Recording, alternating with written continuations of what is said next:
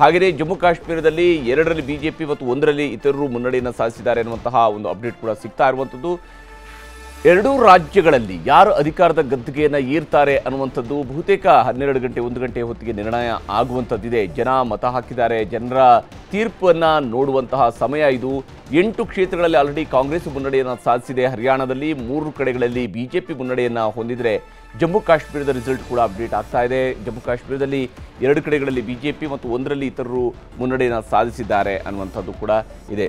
ನಟರಾಜಗೌಡ್ರೆ, ಯಾವ ಸ್ವರೂಪದಲ್ಲಿ ರಿಸಲ್ಟ್?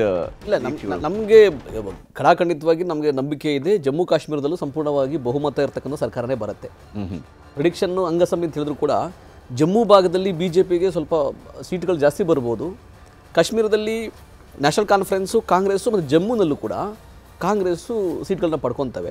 ಆಮೇಲೆ ಅಗತ್ಯ ಬಿದ್ದರೆ PDP ಕೂಡ ಬೆಂಬಲ ಕೊಟ್ಟು ಸಮ್ಮಿಶ್ರ ಸರ್ಕಾರ ಮಾಡ್ಬೋದು, ಅದರೊಳಗೆ ಏನು ಅಭ್ಯಂತರ ಇಲ್ಲ. BJP ಇತರ ಪಕ್ಷಗಳು ಸೇರ್ಕೊಂಡು ಮಾಡ್ಬೋದು, ಯಾಕಂದರೆ BJP PDP ಜೊತೆ ಸರ್ಕಾರ ಮಾಡಿತ್ತು ಮುಂಚೆ. ಹಾಗಾಗಿ BJP ನಮ್ಗೆ ಒಂದು ಮಾಹಿತಿ ಪ್ರಕಾರ 20 ಸೀಟ್ಗಳಿಂದ ಜಾಸ್ತಿ ತಗೊಳ್ಳೋದಿಲ್ಲ ಅಲ್ಲಿ. ಇನ್ನು ನ್ಯಾಷನಲ್ ಕಾನ್ಫರೆನ್ಸು ದೊಡ್ಡ ಪಕ್ಷವಾಗಿ, ಕಾಂಗ್ರೆಸ್ಸು 2ನೇ ದೊಡ್ಡ ಪಕ್ಷವಾಗಿ ನಾವು ಸಮ್ಮಿಶ್ರ ಸರ್ಕಾರವನ್ನು ಮಾಡಲಿಕ್ಕೆ ಸಂಪೂರ್ಣ ಅವಕಾಶ ಇದೆ. ಈಗ ನೀವು ತೋರಿಸ್ತಾ ಇರತಕ್ಕಂತಹ ಮಾಹಿತಿ ಕೂಡ ಅದೇ ರೀತಿಯಲ್ಲಿ ತೋರಿಸ್ತಾ ಇದೆ. ಆದರೆ ಹರಿಯಾಣದಲ್ಲಿ ನಮಗೆ 60 ಸೀಟ್ ಇವಾಗ ಹೇಳ್ತಾ ಇದ್ದಾರೆ, ನಮ್ಮವ್ರು ಹೇಳ್ತಾ ಇದ್ದಾರೆ 70 ಸೀಟ್ವರೆಗೂ ಬರ್ಬೋದು ನಾವು ಆ ಥರ ಅಂತ. ಬಟ್ 60 ಸೀಟ್ ಬರುತ್ತೆ ಅಂತ ಒಂದು ಸಂಪೂರ್ಣ ಭರವಸೆ ಇದೆ. 60 ಸೀಟ್ ಬಂದು ಸಂಪೂರ್ಣ ದೊಡ್ಡ ಬಹುಮತ, ಅಲ್ಲೇನು ಬದಲಾವಣೆ ಮಾಡಲಿಕ್ಕೆ. ಆದರೆ ಜಮ್ಮು ಕಾಶ್ಮೀರದಲ್ಲಿ ಈಗ ನಾವು 48ಕ್ಕಿಂತ ಕಡಿಮೆ ಬಂದರೆ ಇದು ಒಂದು ಟೆಕ್ನಿಕಲ್ ಇಶ್ಯೂ. ಆ 5 ಜನನ ಲೆಫ್ಟಿನೆಂಟ್ ಗವರ್ನರ್ ಅದನ್ನು ಅಪಾಯಿಂಟ್ ಮಾಡಿ ಅವರು ಸರ್ಕಾರ ಆದ ಮೇಲೆ ಅವ್ರನ್ನ ಅಪಾಯಿಂಟ್ ಮಾಡಿದ್ರೆ ಅದು ಬೇರೆ ವಿಷಯ. ಒಂದು ಸಮಯ ಇರ್ತದೆ, ಒಂದು ಫಸ್ಟು ಅಲ್ಲಿ ಮುಖ್ಯಮಂತ್ರಿ ಆಗಿರ್ತಾರೆ, ಒಂದು ಕ್ಯಾಬಿನೆಟ್ ಆಗಿರುತ್ತೆ, ಸಮಯ ಇರುತ್ತೆ. ಇನ್ನೊಂದು ಸಲ 6 ತಿಂಗಳು ಅದು 3 ತಿಂಗಳು ಏನೋ ಟೈಮ್ ಇರುತ್ತೆ, 6 ತಿಂಗಳು ಟೈಮ್ ಇರುತ್ತೆ ಮತ್ತೊಂದು ಸಲ ಬಹುಮತ ತೋರಿಸ್ಲಿಕ್ಕೆ. ಆದರೆ ಮುಂಚೆನೇ ಇವರು ಅಪಾಯಿಂಟ್ ಮಾಡೋದಿದೆಯಲ್ಲ, ಸರ್ಕಾರ ಇಲ್ಲದೆ ಯಾವ ಶಾಸಕ, ಹಾಗಾದ್ರೆ ಇಲ್ಲಿ ಇಷ್ಟು ದಿನ ಯಾಕೆ ಅಪಾಯಿಂಟ್ ಮಾಡಲಿಲ್ಲ? ಹಂಗಿದ್ರೆ ಇಷ್ಟು ದಿನ ಯಾಕೆ ಅಪಾಯಿಂಟ್ ಮಾಡಿಲ್ಲ? ಚುನಾವಣಾ ಫಲಿತಾಂಶ ಮುಗಿಬೇಕು, ಸರ್ಕಾರ ರಚನೆ ಆಗಬೇಕು, ಆಗ ಗವರ್ನರು ಅಪಾಯಿಂಟ್ ಮಾಡಬೇಕು ಯಾರನ್ನಾರು ಮಾಡೋದಾದರೆ. ಇಲ್ಲಾಂದರೆ ಕೋರ್ಟ್ಗೆ ಹೋಗಿ ಅದನ್ನು ಸ್ಟೇ ತೊಗೊಂಬರೋದು ಅಥವಾ ಕಾನೂನು ಹೋರಾಟ ಮಾಡಬೇಕಾದಂಥ ಪರಿಸ್ಥಿತಿ ಬರಬಹುದು. ಆದರೆ ಒಂದು ಭರವಸೆ ಕೇಂದ್ರ ಸರ್ಕಾರಕ್ಕೆ, ಇವಾಗೇನು JDU ಮತ್ತು TDPಯ ಬೆಂಬಲದಿಂದ ಐಶ್ವರ್ಯದಲ್ಲಿರ್ತಕ್ಕಂಥ ಕೇಂದ್ರ ಸರ್ಕಾರ ಇವೆರಡು ಸೋಲ್ನಿಂದ ಕೋಮಾಗಿ ಹೋಗ್ಬೋದು. ಯಾಕಂದರೆ ಈ ಕೇಂದ್ರ ಸರ್ಕಾರ ಯಾವ ಬೇಕಾದ್ರೂ ಪತನ ಆಗ್ಬೋದು. ನಾಗಪುರ ಸಂಘಟನೆ, TDP ಮತ್ತು JDU ಯಾವಾಗಾದ್ರು 1 ವರ್ಷದಲ್ಲಿ ಯಾವ ಬೇಕಾದ್ರೂ ತಗೋಬೋದು. ಯಾಕಂದರೆ ಈ ಸೋಲು ನಿರಂತರವಾದ ಸೋಲುಗಳು ಬರ್ತಾ ಇದೆ. BJPಯ ಏನು ಮುಂಚೆ ಪೀಕ್ ಇತ್ತಲ್ಲ, ಅದು ಕೂಗ್ತಾ ಇದೆ. ಸರ್ಕಾರಗಳಲ್ಲಿ 10 ವರ್ಷ ಆಡಳಿತ ನಡೆಸಿದಂಥ ನಿಮಗೆ ಇನ್ನೊಂದು ಸರ್ಕಾರದ ಅವರು 240 ಸೀಟ್ ಗೆದ್ದಿರುವಂಥವ್ರು ಇದ್ದಕ್ಕಿದ್ದಂಗೆ ಪತನ ಆಗ್ತಾರೆ ಅನ್ನೋಂಥದ್ದು ಕಾಂಗ್ರೆಸ್ನವರು ಅತಿಯಾದ ಕನಸು ಅಂತ ಹೇಳಿ ಅನ್ಸುತ್ತೆ. ನಮಗೆ ಅತಿಯಾದ ಕನಸು ಅಂತಲ್ಲ. ಈಗ BJP ಮತ್ತು RSSನ ಸಂಬಂಧ ಹೇಗೆ ಅಳಿಸಿದೆ ಅನ್ನೋದು ಜಗಜಾಹೀರಾತಾಗಿದೆ. ಒಂದು. ಎರಡನೇದು, TDP ಆಗಲಿ ಮತ್ತು JDU ಆಗಲಿ ಅವರು ಬ್ಲಾಕ್ ಮೇಲ್ ರಾಜಕಾರಣವನ್ನು ಚೆನ್ನಾಗಿ ಮಾಡ್ತಾರೆ. ಈ ಸರ್ಕಾರವನ್ನು ಯಾವುದೇ ನೀವು ಕಾರ್ಯಕ್ರಮ ಮಾಡಲಿಕ್ಕೆ, ಈಗ ಮೋದಿಯವರು ಈಗ ಇಷ್ಟು ದಿನಗಳು ಆಯ್ತಲ್ಲ, 6 ತಿಂಗಳಾಯ್ತಲ್ಲ, ಏನಾದ್ರು ಒಂದು ಹೊಸ ಯೋಜನೆಗಳನ್ನ ಮಾಡಲಿಕ್ಕೆ, ಏನಾದ್ರು ಒಂದು ಘೋಷಣೆ ಮಾಡಲಿಕ್ಕೆ ಏನಾದ್ರು ಸಾಧ್ಯ ಆಗಿದೆ? ಸಾಧ್ಯನೇ ಇಲ್ಲ. ಇವ್ರು ಕೀ ಕೊಡಬೇಕು, ಮೋದಿ ಮಾತಾಡಬೇಕು. ಅದರ್ವೈಸ್ ಈ ಗೌರ್ಮೆಂಟ್ ಅದೇ ನಡೆದಲ್ಲ, ICUನಲ್ಲಿ ಇದ್ದಂಗೆ, ವೆಂಟಿಲೇಟರ್ ಹಾಕೊಂಡಿರೋದಂಗೆ. ಈಗ ಈ ರಿಸಲ್ಟ್ಗಳು ನೋಡ್ತಾ ಇದ್ದರೆ ಅವ್ರಿಗೆ ಕೋಮಾಗಿ ಹೋಗ್ಬಿಡ್ತಾರೆ, ಸರ್ಕಾರ ಕೋಮಾಗಿ ಹೋಗುತ್ತೆ. ಇವರಿಬ್ಬರು ಅವ್ರನ್ನ ಆಡಿಸ್ತಾರೆ. ಆಮೇಲೆ ನಾಗಪುರ ಸಂಘಟನೆ ಕೂಡ ಅವ್ರಿಗೆ ಕೋಆಪ್ರೇಟ್ ಮಾಡೋದಿಲ್ಲ. ಮೋದಿಯನ್ನು ಯಾವಾಗ ಬೇಕಾದರೂ RSS ಬದಲಾವಣೆ ಮಾಡಬಹುದು. ಬೇರೆಯವರು ಪ್ರಧಾನಮಂತ್ರಿ ಆಗ್ತಾರೆ, ಅದು ಬೇರೆ ವಿಷಯ. ಆದರೆ ಈ ಸರ್ಕಾರ ರಾಜಕಾರಣ ಮಾತಾಡ್ರಿ, ಸಂಬಂಧ ಅಂದ್ರೆ RSS ನ ಕೇಳ್ಕೊಂಡ್ ಬರ್ತೀರಾ? RSS ಅಂತ ಬಾಯಲ್ಲಿ ಬರ್ಬೇಕಾದ್ರೆ ಮಾತು ಬರ್ಬೇಕಾದ್ರೆ ಜನಕ್ಕೂ ಯೋಗ್ಯತೆ ಬೇಕು. RSS ಯಾಕೆ ಬರುತ್ತೆ ಇಲ್ಲಿ? ರಾಜಕಾರಣ ಮಾತಾಡಿ, ಕಾಂಗ್ರೆಸ್ ಮಾತಾಡಿ, BJP ಮಾತಾಡಿ. RSS ಏನಿದೆ ಕೆಲಸ ಇಲ್ಲಿ?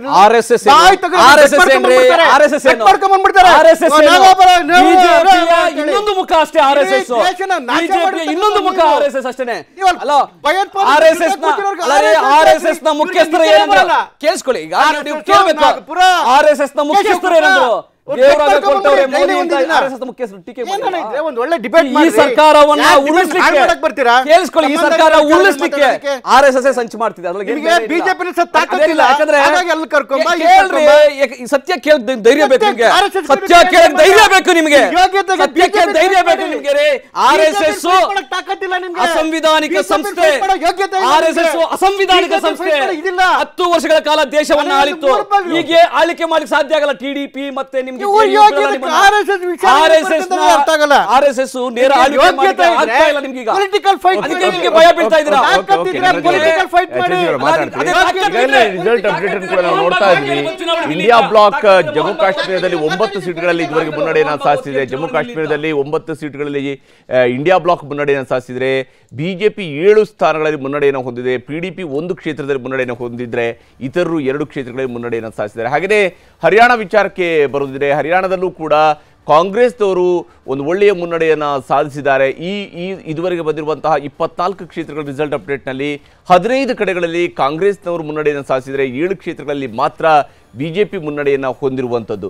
BJP 2009ರಲ್ಲಿ ಕೇವಲ 4 ಸೀಟ್ ಗಳಿಸಿದ್ದಂತಹ BJP 2014ಕ್ಕೆ ಸಂಪೂರ್ಣವಾದಂತಹ ಬಹುಮತವನ್ನು ಪಡ್ಕೊಳ್ಳುವಂಥ ಒಂದು ಪಕ್ಷವಾಗಿ ಹರಿಯಾಣದಲ್ಲಿ ಮಾರ್ಪಡುತ್ತೆ. ಅಷ್ಟರ ಮಟ್ಟಿಗೆ ಹರಿಯಾಣದಲ್ಲಿ ದೊಡ್ಡ ಶಕ್ತಿಯಾಗಿ ಹೊರಹೊಮ್ಮಿತ್ತು BJP. ಆದರೆ ಈಗ 10 ವರ್ಷಗಳ ನಂತರ BJPಯು ಕೂಡ ಕುಸಿತವನ್ನು ಕಾಣ್ತಾ ಇದೆ. ಅದು ದೊಡ್ಡ ಮಟ್ಟದ ಕುಸಿತವನ್ನು. ಕಳೆದ ಬಾರಿ ಸಿಂಗಲ್ ಲಾರ್ಜೆಸ್ಟ್ ಪಾರ್ಟಿಯಾಗಿ ಗೆಲ್ಲೋದ್ರ ಮೂಲಕವಾಗಿ ಅಧಿಕಾರವನ್ನು ತಮ್ಮ ಬಳಿಯಲ್ಲಿ ಉಳಿಸ್ಕೊಳ್ಳೋದಕ್ಕೆ BJPಗೆ ಸಾಧ್ಯ ಆಯಿತು. ಆದರೆ ಈಗ ಈ ಬಾರಿಯ ಚುನಾವಣೆಯ ಫಲಿತಾಂಶವನ್ನು ನಾವು ನೋಡ್ತಾ ಇದ್ದರೆ ಕಾಂಗ್ರೆಸ್ 15 ಸ್ಥಾನಗಳಲ್ಲಿ ಮುನ್ನಡೆಯನ್ನು ಆಲ್ರೆಡಿ ಸಾಧಿಸಿದೆ. 24ರ ಪೈಕಿ 7 ಕ್ಷೇತ್ರಗಳಲ್ಲಿ BJP ಮುನ್ನಡೆಯನ್ನು ಹೊಂದಿರುವಂಥದ್ದು ಕಂಡು ಬರ್ತಾ ಇದೆ. ಅಂದರೆ ಎರಡೂ ಕಡೆಗಳಲ್ಲೂ ಕೂಡ ಕಾಂಗ್ರೆಸ್ ಮುನ್ನಡೆಯನ್ನು ಹೊಂದಿದೆ. ಇಂಡಿಯಾ ಬ್ಲಾಕ್ ಒಂದು ಕಡೆಯಲ್ಲಿ ಮುನ್ನಡೆಯನ್ನು ಹೊಂದಿದ್ರೆ ಮತ್ತೊಂದು ಕಡೆಯಲ್ಲಿ ಕಾಂಗ್ರೆಸ್ ಮುನ್ನಡೆಯನ್ನು ಸಾಧಿಸಿರುವಂಥದ್ದು. 17 ಕ್ಷೇತ್ರಗಳಲ್ಲಿ ಈಗ ಕಾಂಗ್ರೆಸ್ ಮುನ್ನಡೆಯನ್ನು ಹೊಂದಿದೆ. 28ರ ಪೈಕಿ 17ರಲ್ಲಿ ಮುನ್ನಡೆಯನ್ನು ಹೊಂದಿರುವಂಥದ್ದು. ಆಲ್ಮೋಸ್ಟ್ ಲೈಕ್ 50%ಗಿಂತ ಜಾಸ್ತಿ ಕ್ಷೇತ್ರಗಳಲ್ಲಿ ಮುನ್ನಡೆಯನ್ನು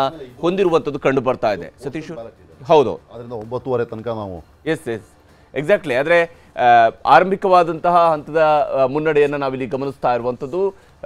ಒಟ್ಟು 17 ಕ್ಷೇತ್ರಗಳಲ್ಲಿ ಈಗ ಹರಿಯಾಣದಲ್ಲಿ ಮುನ್ನಡೆಯನ್ನು ಸಾಧಿಸಿದೆ ಕಾಂಗ್ರೆಸ್ ಮತ್ತು 8 ಕಡೆಗಳಲ್ಲಿ BJP ಮುನ್ನಡೆಯನ್ನು ಹೊಂದಿರುವಂಥದ್ದು ಗಮನಿಸ್ಬೋದು.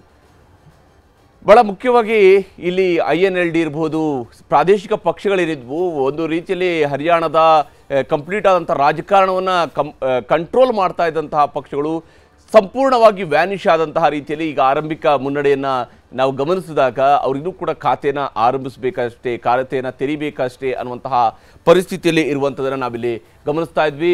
ಒಟ್ಟಾರೆಯಾಗಿ ರಿಸಲ್ಟ್ ಅಪ್ಡೇಟ್ ಕೂಡ ಸಿಗ್ತಾ ಇದೆ. ಬಹಳ ಇಂಟ್ರೆಸ್ಟಿಂಗ್ ಆಗಿ ಇಡೀ ದೇಶವೂ ಕೂಡ ಎದುರು ನೋಡ್ತಾ ಇರುವಂಥ ರಿಸಲ್ಟ್ ಇದಾಗಿದೆ. ಚಂದ್ರಶೇಖರ್, ಹರಿಯಾಣದಲ್ಲಿ ಆರಂಭಿಕವಾದಂತಹ ರಿಸಲ್ಟನ್ನು ನೋಡ್ತಾ ಇದ್ದಾಗ BJP ಹಿನ್ನಡೆಯನ್ನು ಅನುಭವಿಸ್ತಾ ಇದೆ. ಎಲ್ಲಿ ನೋಡಿ ಅನುಭವಿಸ್ತಾ ಇದೆ ಸರ್? ಆಲ್ಮೋಸ್ಟ್ ಈಕ್ವಲ್ ಆಗಿ ಹೋಗ್ತಾ ಇದ್ರೆ ಇದು ಪೋಸ್ಟಲ್ ಬ್ಯಾಲೆಟ್ ಮುಂದೆ ಒಂದು ಕ್ಲಾರಿಫೈ ಮಾಡಬೇಕು. ಕನ್ನಡಿಗರ ನೆಚ್ಚಿನ ನ್ಯೂಸ್ 18 ಕನ್ನಡ ಈಗ ವಾಟ್ಸ್ಆಪ್ನಲ್ಲೂ ಲಭ್ಯ. ಕರ್ನಾಟಕ, ದೇಶ ವಿದೇಶಗಳ 360 ಡಿಗ್ರಿ ಸುದ್ದಿಯ ವಿವರಗಳನ್ನ ನಿಮ್ಮ ಕೈ ಬೆರಳುಗಳಲ್ಲೇ ಪಡಿಲಿಕ್ಕೆ ಈ QR ಕೋಡ್ ಅನ್ನ ಸ್ಕ್ಯಾನ್ ಮಾಡಿ, ನಮ್ಮ ಚಾನಲ್ ಫಾಲೋ ಮಾಡಿ, ನೋಟಿಫಿಕೇಶನ್ ಆನ್ ಮಾಡಿ.